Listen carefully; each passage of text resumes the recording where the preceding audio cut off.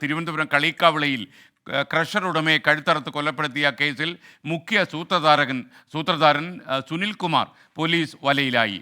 മുംബൈയിലേക്ക് കടക്കാൻ അയാൾ ശ്രമിക്കുകയായിരുന്നു. അതിനിടയിലാണ് കന്യാകുമാരി പോലീസിൻ്റെ പ്രത്യേക സംഘം ഇയാളെ കസ്റ്റഡിയിൽ എടുത്തത്. ഷെവീദ് റാവുത്തർ ടെലിഫോണിലുണ്ട് തിരുവനന്തപുരത്ത് നിന്ന്. ഷെവേദ്, ഗുഡ് മോർണിംഗ്.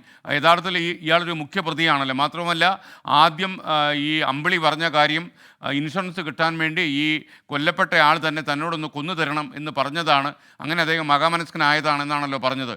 എന്നാൽ ഇപ്പോൾ ഇതിൻ്റെ ആസൂത്രകൻ സുനിൽകുമാറാണ് എന്ന രീതിയിലുള്ള വാർത്തകൾ വരുന്നു. വിശദാംശങ്ങൾ. ഈ കളിക്കവള ദീപു കൊലപാതകത്തിൽ എന്താണ് ഈ കൊലപാതകത്തിന്റെ മോട്ടീവ് എന്നുള്ളതിനെ കുറിച്ച് ഇതുവരെയും പോലീസിനൊരു കൃത്യമായ വിവരം കണ്ടെത്തി സ്ഥിരീകരിക്കാനായിട്ടില്ല എന്നുള്ളത് ഒരു വലിയ യാഥാർത്ഥ്യം തന്നെയാണ്. അതിനിടയിലാണ് ഈ അമ്പിളിയുടെ മൊഴിയുടെ അടിസ്ഥാനത്തിൽ മറ്റു ചിലരെ കുറിച്ചുകൂടി സൂചന ലഭിക്കുകയും ഇതിന്റെ അടിസ്ഥാനത്തിൽ അവരെ കൂടി പ്രതി ചേർക്കുകയും ചെയ്തത്. ഈ കേസിൽ ഇപ്പോൾ രണ്ടാം പ്രതിയെടുത്തിട്ടുള്ള ആളാണ് അമ്പിളിയുടെ അമ്പിളിയുടെ സുഹൃത്തായിട്ടുള്ള സജികുമാർ എന്നയാൾ, സുനിൽകുമാർ എന്നയാൾ. ഈ സുനിൽകുമാറിനെ തേടി പോലീസ് പത്തനംതിട്ടയിലടക്കം തമിഴ്നാട് പോലീസ് അന്വേഷണം നടത്തിയെങ്കിലും ഇയാളെ കണ്ടെത്താൻ കഴിഞ്ഞിട്ടില്ല. തുടർന്ന് ഇയാൾ സംസ്ഥാനം വിട്ടു എന്നുള്ളതായിരുന്നു പോലീസിന്റെ കണ്ടെത്തൽ. കഴിഞ്ഞ ദിവസം തമിഴ്നാട്ടിലെ കന്യാകുമാരി കുലശേഖരം റോഡ് അരികിലുള്ള റോഡിൽ ഇയാളുടെ വാഹനം ഉപേക്ഷിച്ച നിലയിൽ കണ്ടെത്തിയിരുന്നു.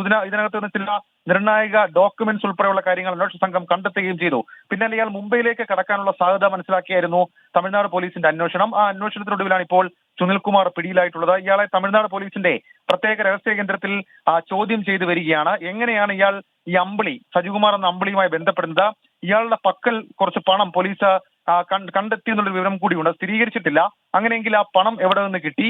ഈ കൊലപാതകത്തിന് സർജിക്കൽ എക്യുപ്മെന്റ്സ് ഉൾപ്പെടെയുള്ള കാര്യങ്ങൾ എത്തിച്ചു നൽകിയതിലെ പങ്ക് അടക്കമുള്ള കാര്യങ്ങളായിരിക്കും പോലീസ് പ്രധാനമായും അന്വേഷിക്കുക. ഏതായാലും ഇയാളെ പിടിയിലായതോടുകൂടി സംഭവത്തിന്റെ ചുരുൾ അത് അഴിയും എന്നുള്ള കാര്യം ഉറപ്പായി. SKN.